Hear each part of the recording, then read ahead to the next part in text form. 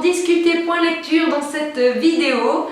Alors, je vais vous parler de 4 livres que j'ai lus récemment, donc 3 livres qui ont été des agréables lectures et une petite déception malheureusement. Alors, on va commencer par Mère morte d'Aurélie Wallerstein aux éditions Scrinéo.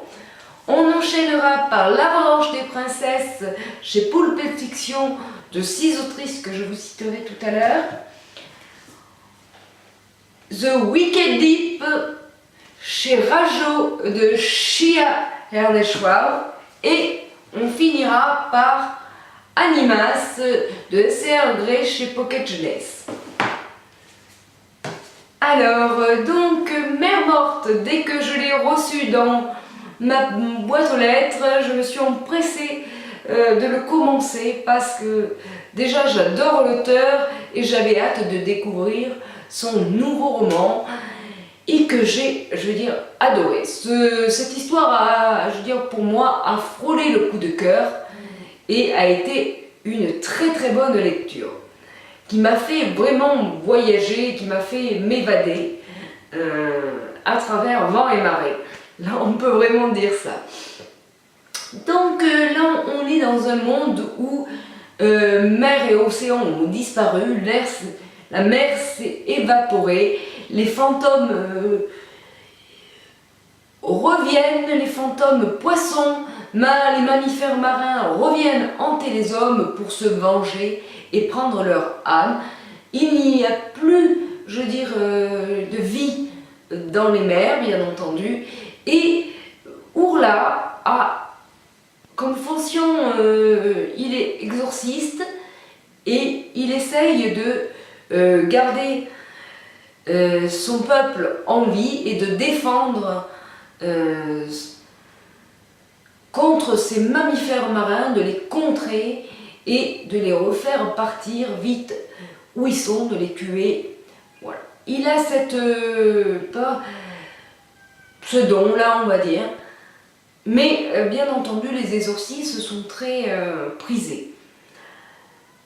Il a comme amie en fait Célène qui l'assiste et l'aide dans sa mission.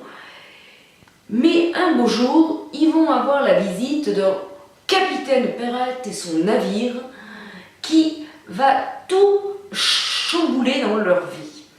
Il essaye, voilà, il va devoir malheureusement être piégé dans ses filets et il se retrouve, je veux dire, kidnappé sur son bateau et il n'a plus d'autre choix que malheureusement d'intégrer son équipe. Je ne vais pas vous dire plus.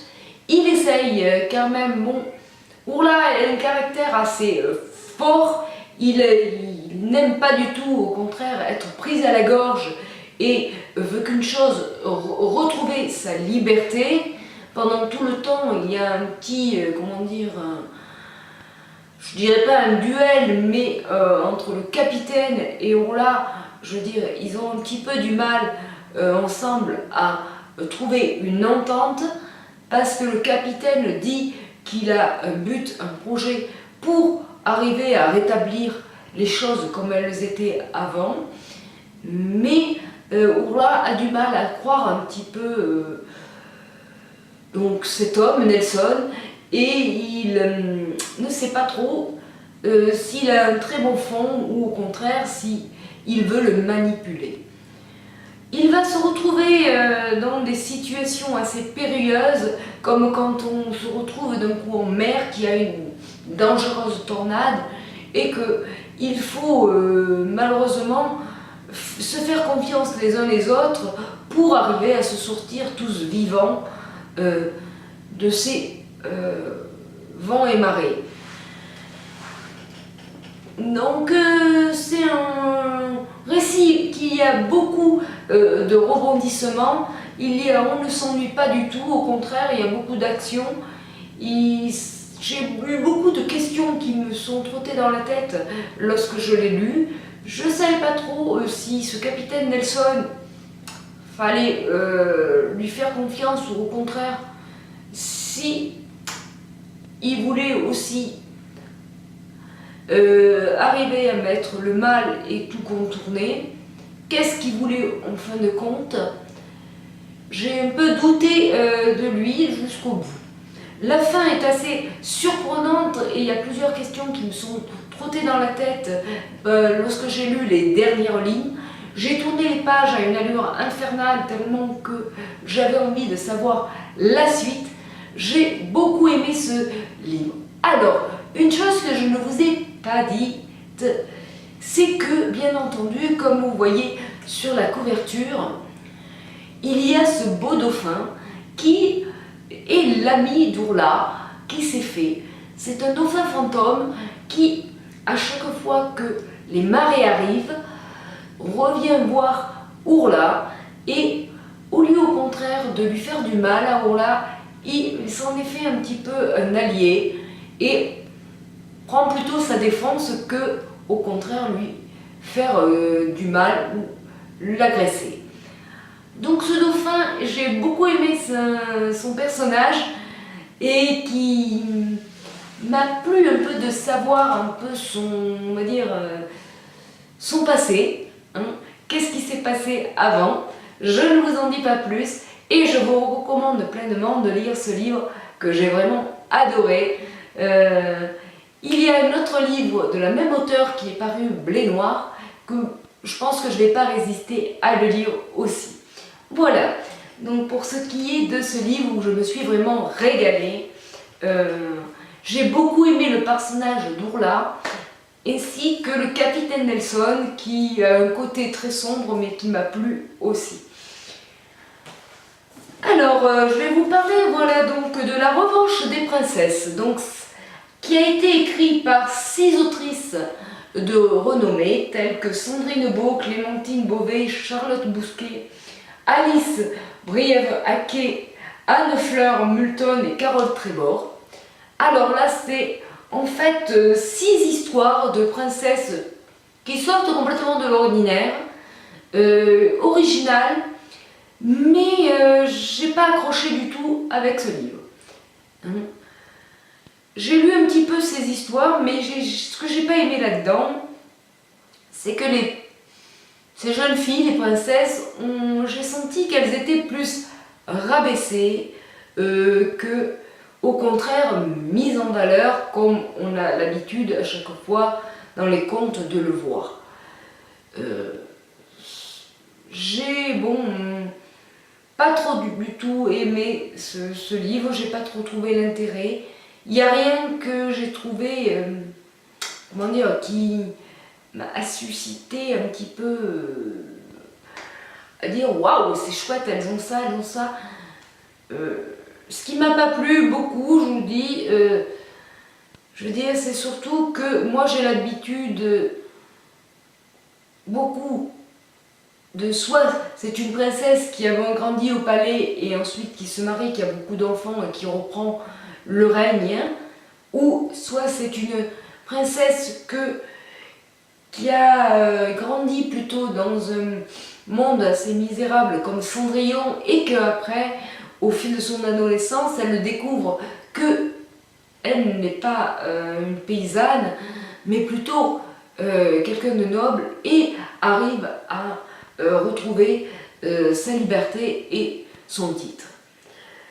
Moi j'ai beaucoup l'habitude de ces histoires-là qui me plaisent énormément. Bon, là-dedans, c'est un petit peu farfelu, original, mais bon, ça, moi j'ai pas du tout accroché là-dedans.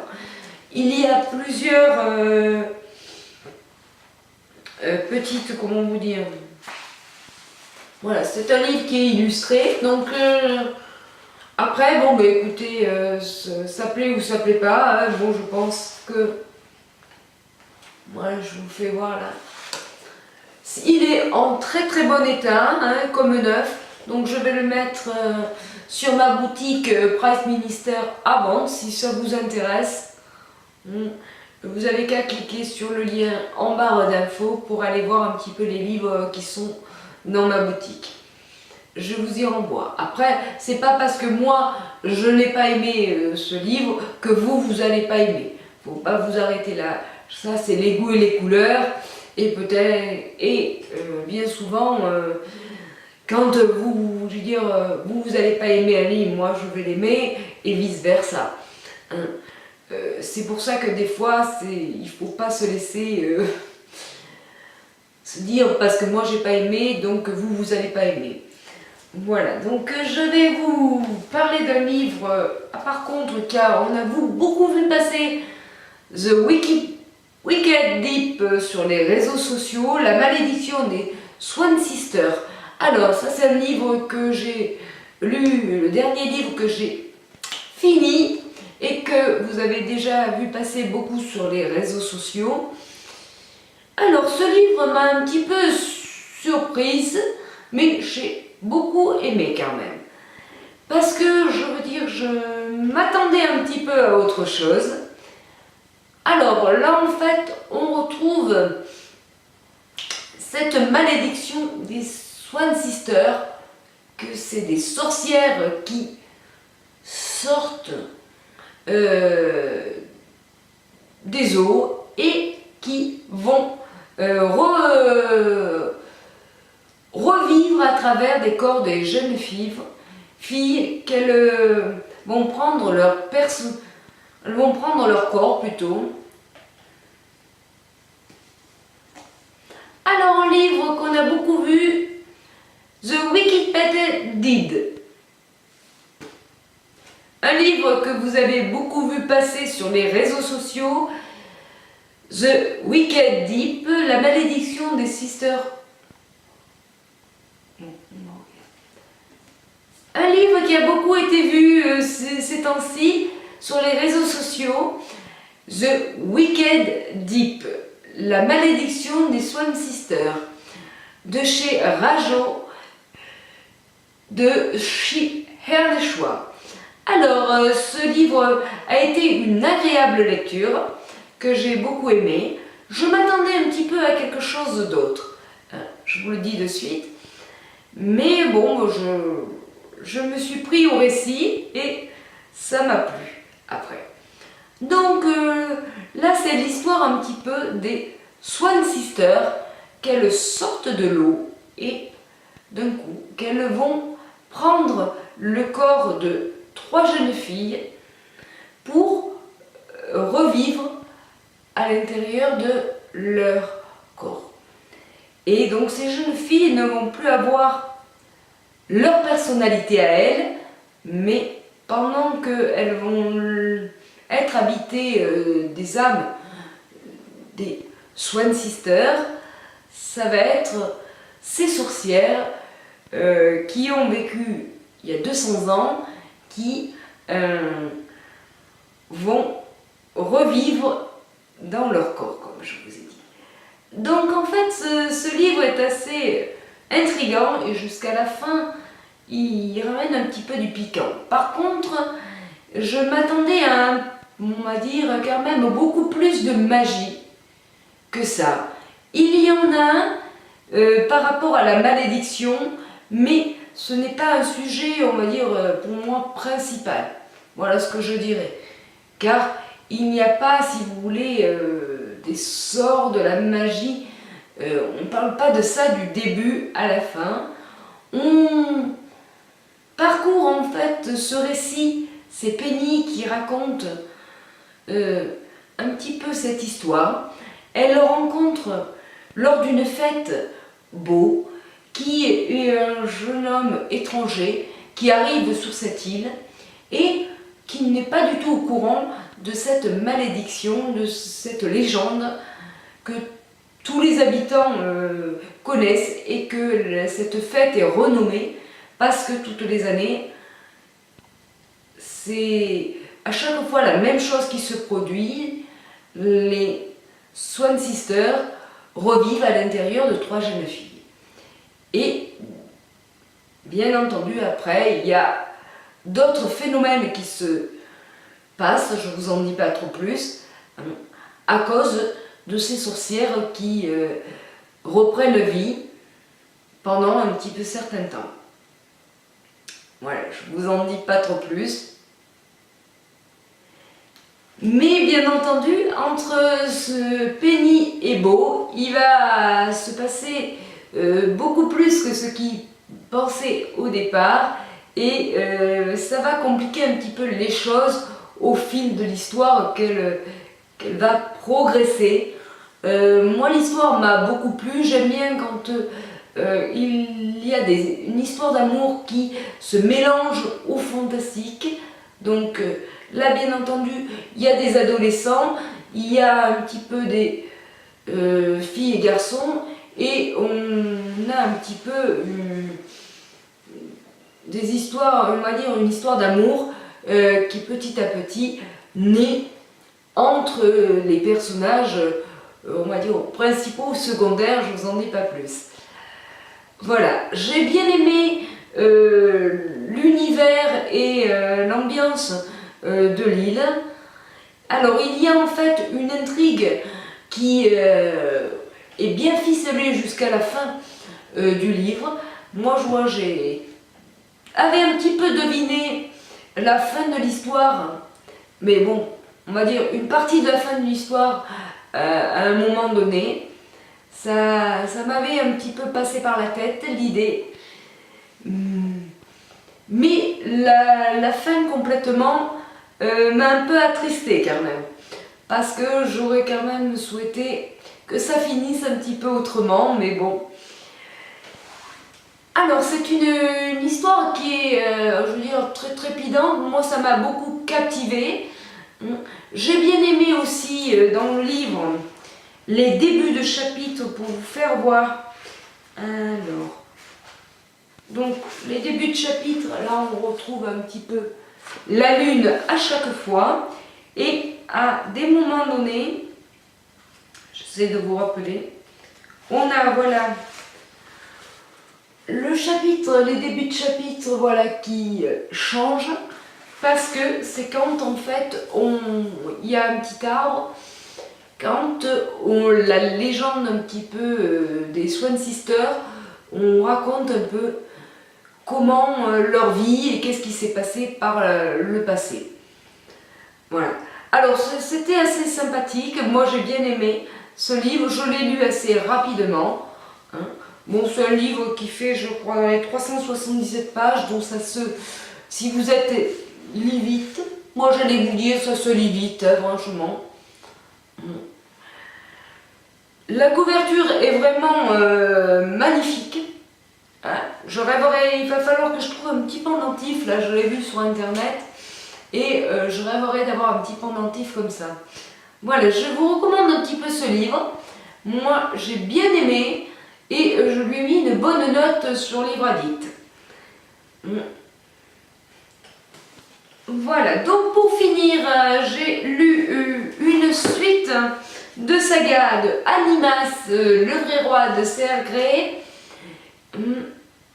et que je me suis régalée dans cette suite du tome 2, que je l'ai même préféré au tome 1. Il y a beaucoup de péripéties qui se passent, donc on retrouve Bailey, ses amis, je veux dire, les Dominae et son beau tigre blanc. En fait, Bailey je veux dire, a pris un petit peu de l'assurance dans cette histoire. Avec ses amis, ils vont arriver à combattre les Dominae, et petit à petit, il y a plein de, comment dire, choses qui arrivent dans tous les sens. Hein. J'ai adoré ce périple, ce récit, franchement, où je me suis régalée, et j'ai qu'une seule envie, c'est de lire la suite. Je ne veux pas trop vous en dire plus, parce que si vous n'avez pas trop lu l'histoire, ça va être un petit peu compliqué.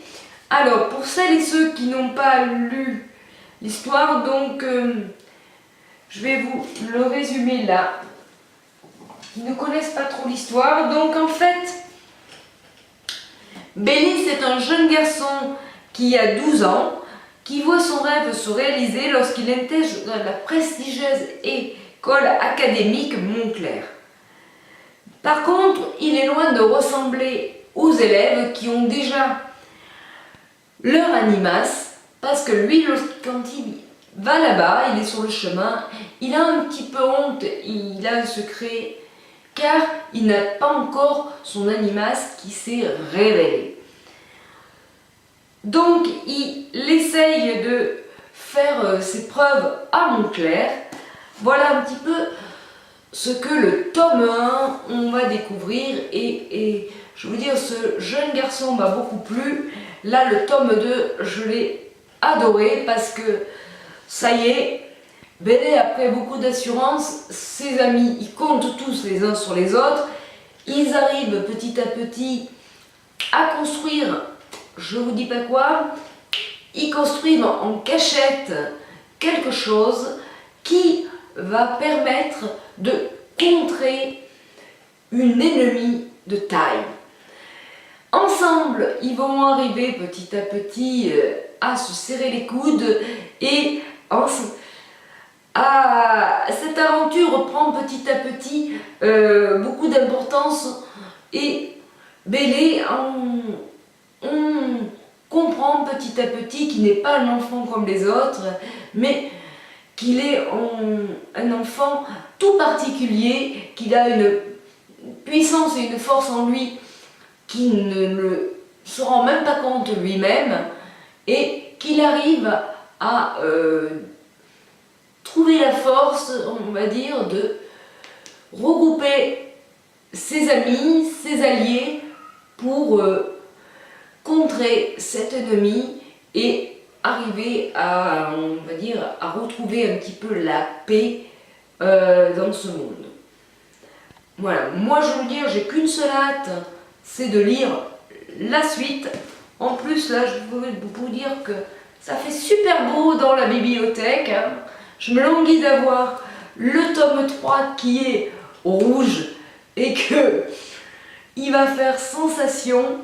J'ai adoré ces aventures. Là, beaucoup de rebondissements, et ça m'a beaucoup plu. Il y a eu plein de révélations dans ce tome 2 qui m'ont fait vibrer, et que j'ai qu'une seule envie, ben oui, lire la suite. Je sais que je me répète, mais j'ai hâte de lire ces aventures, un peu la continuation. Alors je sais pas s'il n'y a que 3 tomes ou s'il y en a encore un, je peux pas vous en dire plus. Voilà, donc j'espère que ma vidéo vous a plu. Si vous avez lu un petit peu un de ces livres, dites-moi un peu ce que vous en avez pensé, si vous avez aimé ou au contraire si ça ne vous a pas plu. Moi j'ai fait 3 agréables lectures, que je les ai lues tous très très vite, qui m'ont beaucoup plu, et d'ailleurs j'étais un petit peu... j'avais pas envie de les finir.